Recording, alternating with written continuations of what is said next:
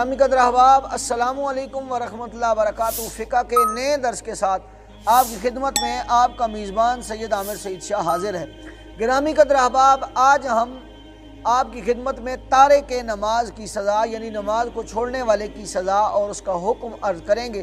गिरामी कदर अहबाब, याद रखें, जानबूझकर सुस्ती की वजह से नमाज तर्क करने वाले को उलमा ने लिखा है शदीद ज़रबों के साथ मारा जाए, हत्ता कि उसका खून बह निकले, और जब तक वो नमाज न पढ़ ले उसको उस वक्त तक कैद रखा जाए।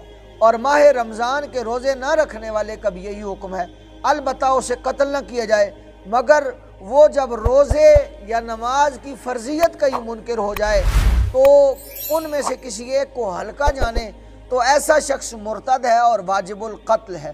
गिरामी कदर अहबाब, याद रखें, कोई शख्स अगर जानबूझकर नमाज छोड़ता है तो बेनमाजी के लिए बेशुमार अल्लाह पाक ने जो है कुरान मजीद में भी और अहादीस मुतवातिरा से जो है उसके लिए बेशुमार वईदें आई हैं।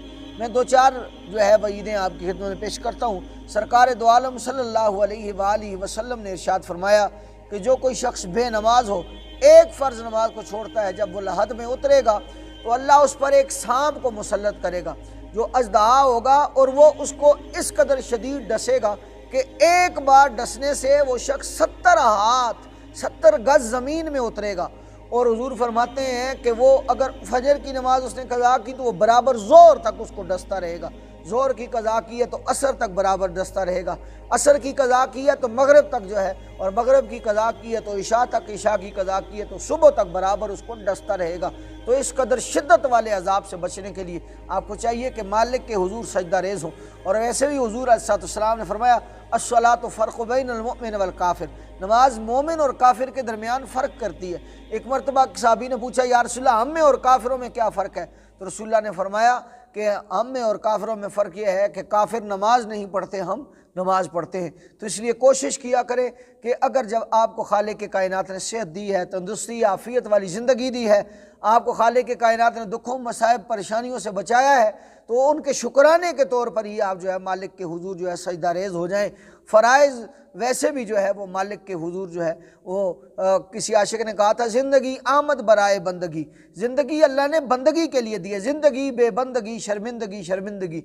जो ज़िंदगी बंदगी के बग़ैर गुजरे वो ज़िंदगी नहीं है, वो शर्मिंदगी है।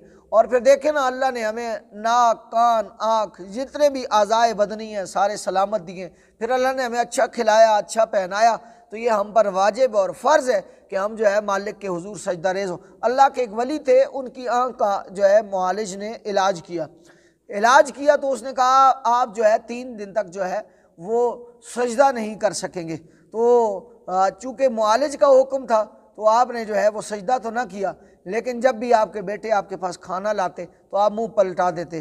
तो किसी ने पूछा, हुजूर आप खाना क्यों नहीं खाते? आपने फरमाया, जिस रब के हुजूर जो है मैं झुक नहीं सकता, उसके हुजूर सजदा नहीं कर सकता, उसका रिज़्क़ इस्तेमाल करते हुए मुझे हया आती है।